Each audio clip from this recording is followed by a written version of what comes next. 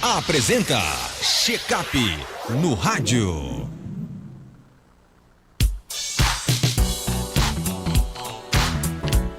Check-up no rádio com o Dr. Robson Góes, médico veterinário. Seja bem-vindo aqui ao nosso Panorama 95. Dr. Robson, bom dia.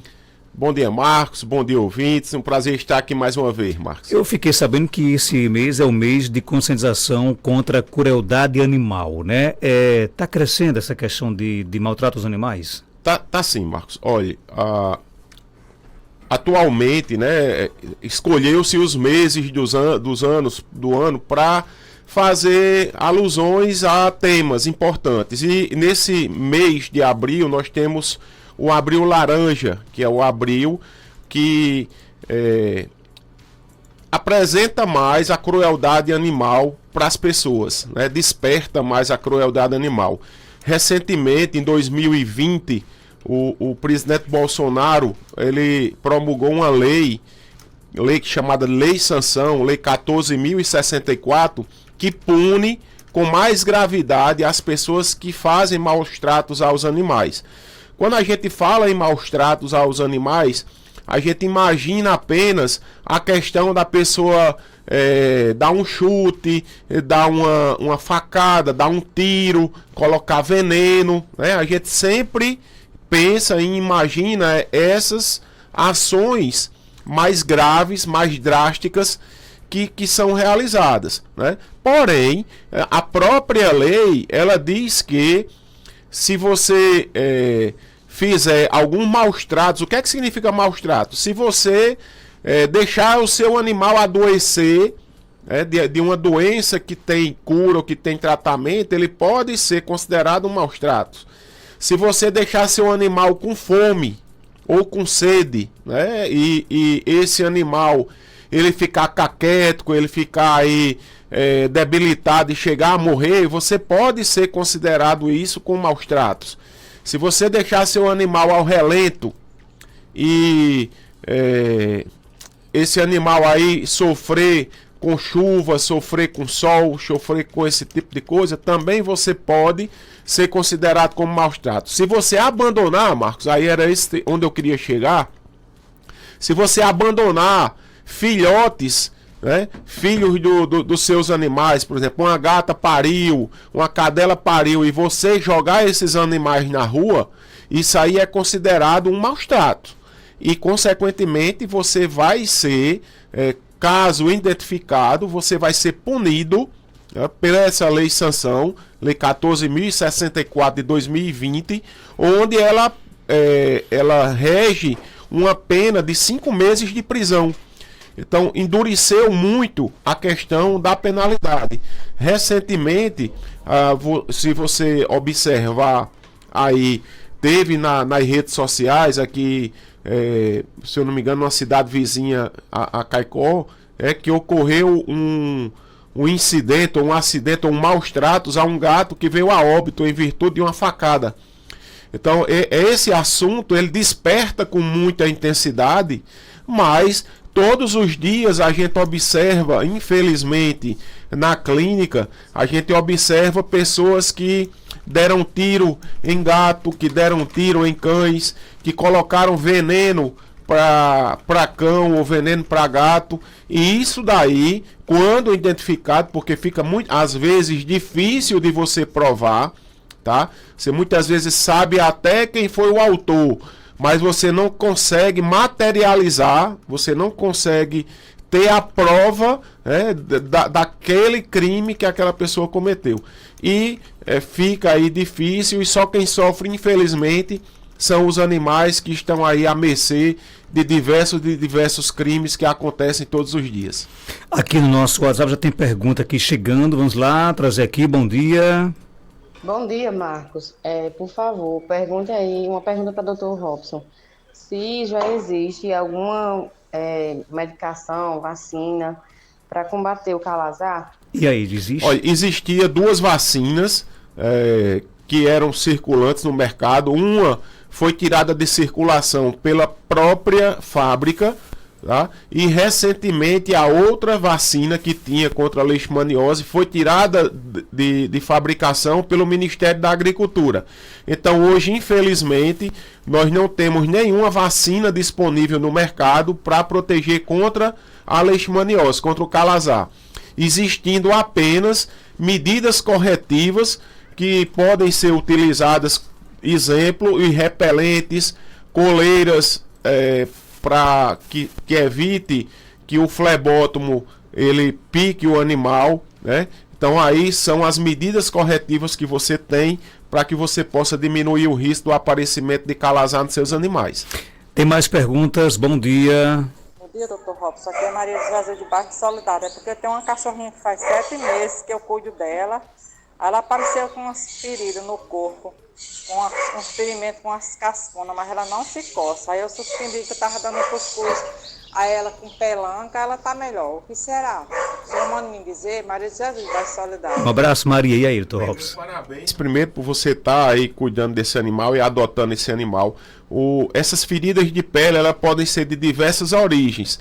Pode ser de origem alimentar, como a senhora suspeita, mas elas podem ser em virtude de uma infecção bacteriana, de uma sarna, né, de um fungo. Fica difícil a gente dizer qual a causa, porque é necessário fazer raspado cutâneo, exames laboratoriais, para que você possa identificar qual está sendo o agente causador dessa dermatite e, consequentemente, tratar de forma adequada. É por causa do cuscuz, não? Não. A origem alimentar, Marcos, muitas vezes a gente não pode dizer que o animal ele não está sendo aquela origem da dermatite uma origem alimentar. Porém, as dermatites de origem alimentar, elas dão prurido, principalmente, que é a coceira, e ela fala aí que o animal não se coça. Então, praticamente, a gente pode até descartar esse aparecimento aí de dermatite alérgica de origem alimentar. Tem mais perguntas? Bom dia. Bom dia, doutor. Graças a Deus que essa lei chegou ao Brasil, que a gente não aguenta mais esse maltrato de animal. Doutor Robson, queria fazer uma pergunta. Eu adotei uma gatinha que estava abandonada, ela foi rejeitada pela mãe. Aí eu adotei, ela estava menos do que 30 dias. Aí ela estava comendo ração castrada, que eu já tenho uma gatinha.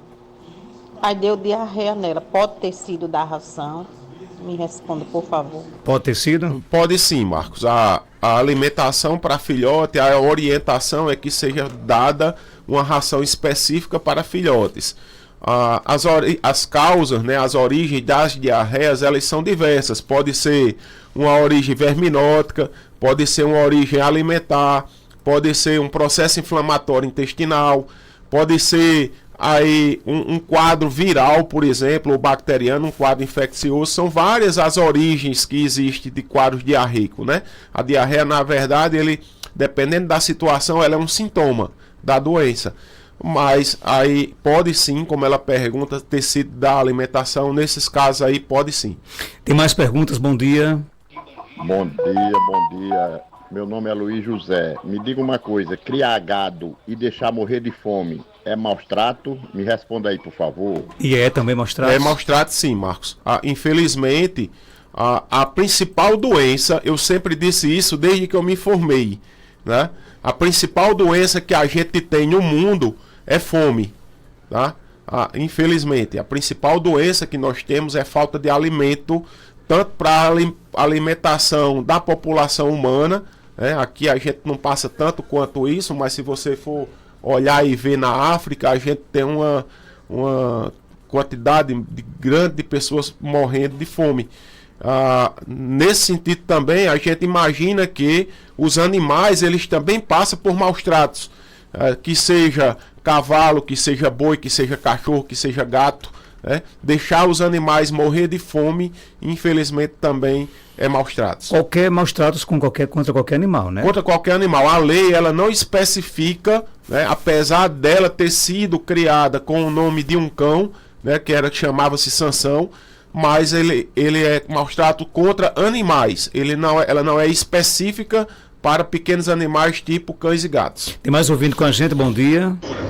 Bom dia, Marcos Anta. Bom dia, Dr. Robson. E é Chapolin, da Rede Escavadeira. Eu queria saber sobre uma cachorra que eu tenho, a Rottweiler. Ela tem 3 anos. É uma tremedeira que deu nas pernas dela. Mas não é diretamente, não. Às vezes, quando faz a caminhada, ela fica com essa tremedeira nas pernas. Que pode ser essas causas aí. Bom dia. Grande Chapolin aí. Grande Chapolin. Chapolin me ajudou muito recentemente. Obrigado, meu amigo. Veja só, Chapolin, como você explica que esses tremores é após caminhada, né, a gente entende que possa ser alguma coisa ligada à parte ortopédica. Então tem aí animais que por caminhar muito, eles causam algumas dores, né, algumas lesões a nível de ligamento, de menisco, até na articulação coxo-femoral, que é muito comum, animais que têm displasia coxo-femoral, fica batendo o osso, tá? E entre o encaixe da cabeça do fêmur e do acetábulo, causa dor e esse animal apresenta esses tremores em virtude de quadros de dor ou começam a mancar, uma luxação de patela. Então tem diversas possibilidades de ser, mas a maioria delas estão voltadas aí provavelmente a problemas ortopédicos. Tem mais perguntas, bom dia. Doutor Robson, bom dia. Há uma gatinha aqui da rua, ela soltou 2 gatinhos novos aqui, no dia que pariu, abandonou. Aí eu tô dando leite a eles 2. Um leite apropriado que você compra nas farmácias. Com quantos dias eu posso desmamar eles para começar a dar ração? Eles 2. Irto Robson. Olha, os gatinhos, eles... Você, primeiro, parabéns também por essa ação, Marcos. Eu sempre gosto de parabenizar as pessoas que têm bom coração e que têm boas ações, que seja em adotar, em alimentar os animais. Essa questão de filhotes ao ser abandonado, ela está correta em utilizar um leite apropriado, geralmente é o pet milk, são sucedâneos de leite que tem à disposição no mercado para o fornecimento. Essa administração deve ser a cada 1 hora ou a cada 2 horas de preferência, já que o metabolismo dos filhotes são muito rápidos. E o desmame você pode ofertar a eles a alimentação. À medida que você perceber que eles estão comendo a pegar a ração de filhote, estão começando a comer a ração de filhote, que seja ela seca ou que seja ela úmida. O que é a ração seca e úmida? Seca é aquela peletizadazinha. E úmida são os sachês, né? Ou patês, que são considerados alimentos. Quando eles começarem a comer, você já pode ir desmamando sem problema o leite. Dr. Robson, tem um cãozinho de 42 dias. Com quantos desses dias posso dar banho? Olha, banho em casa pode dar já agora, não tem problema. Desde que você tenha o cuidado em não cair água no ouvido, tenha o cuidado em secar esse animal, não tem problema. Quanto à questão para levar para pet shop, Marcos, aí é uma questão pessoal e particular minha. Eu só oriento levar filhotes para pet shop quando ele já tiver no mínimo a 3ª dose de vacina. Tá? Aí é uma questão particular e pessoal minha. O ouvinte pergunta se o pelo do gato transmite doenças. Quais doenças eles transmitem? Existe sim, se você for alérgico a pelo de gato, é uma doença que ele pode estar transmitindo por uma questão de sensibilidade do ser humano. Ele pode transmitir aí fungo, a exemplo, aí diversos fungos que tem nos animais que também podem ser transmitidos para o ser humano. Tem bactéria na pele de animal que também pode ser transmitido. Tem ácaros, tipo aí sarnas, que também pode ser transmitida para o animal, do animal para o ser humano. Então existem sim problemas que podem ser transmitidos da pele do animal para o ser humano, Marcos. Outra pergunta, tem uma cadela com pouco mais de 5 anos, adotei ela com pouco mais de 1. Sempre foi muito dócil com todo mundo, entretanto, ela tem apresentado um comportamento agressivo com algumas pessoas que são do convívio dela. Só não apresentou comigo ainda. Geralmente, quando as pessoas vão passar perto dela, onde está deitada, e tentam acariciá-la, o que pode ocasionar essa mudança de comportamento. Também não consegue mais brincar com outros cachorros porque se estressa rapidamente. Ela já respondeu a pergunta, Marcos, é estresse, né? Hoje os animais, eles estão também, do mesmo jeito que estão tentando transformar os animais em seres humanos, tá? Os animais, eles também estão criando os hábitos e as características humanas. né? Embora que na sua árvore genética tenha a genética animal, mas as características, o estresse, o animal muitas vezes quer sair de casa, não pode porque está preso. O animal quer urinar e defecar, não pode porque está preso. Então, essa caminhada, esse estresse, o brincar, os animais tinham as características de brincar, hoje em dia não brinca porque as pessoas não têm mais tempo de brincar, não têm tempo de caminhar. E estão ficando territorialistas. Os animais, eles identificaram que aquele ambiente ali é dele, e quem passar por perto daquele ambiente ou por perto daquele objeto, ele entende que é uma forma de agressão e ele vai revidar.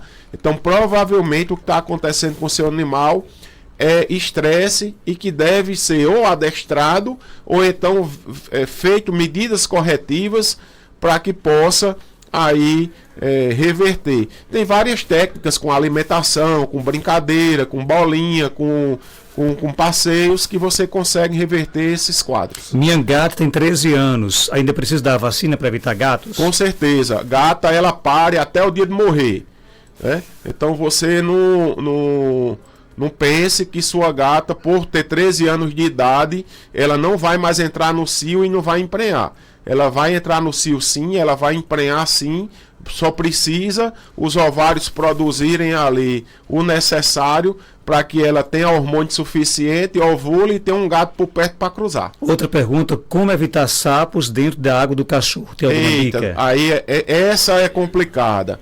Essa é você impedir que o sapo entre dentro da sua casa, né? Porque a tendência, se ele entrar na sua casa, a tendência é ele procurar água para tentar se refrescar. E vai ter um problema, infelizmente, de intoxicação, já que o sapo ele tem uma bufotoxina, e essa toxina que é o velho leite. O sapo soltou um leite, ele tem umas glândulas, bufotoxina. Mas o leite é a bufa, no caso, não? Não. Sim. Aí você já está vendo por outro lado. Não é o lado lá de baixo, não. É o lado de cima, Marcos. Vamos explicar direitinho. É outra bufa.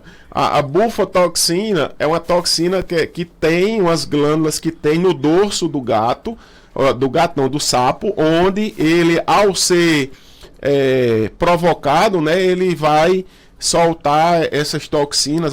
Quando o cão morde ele espreme essas glândulas, e essas glândulas elas têm uma toxina que causa quadros de salivação, pode apresentar até quadros neurológicos graves, podendo levar esse animal à morte. Não, eu vou até mandar inclusive aqui um abraço para o nosso poeta Aderbal Costa. Aderbal está lá em Vera Cruz, né? Ele é lá de Parelhas. Ele cria um sapo na casa dele. Aí sim. Mandou até a fotografia do sapo, o sapo comendo ração. Eu disse, como é que pode uma coisa rapaz, dessa, né? e aonde tá? Os sapos também procuram, né? Procuram também as vasilhas de água para se refrescar, mas eles também procuram aquele ambiente para comer a ração dos cães. Também tem isso, Marcos. Eles também vão para lá para se alimentar. Então também tem todo esse quadro aí de tanto a água quanto a alimentação.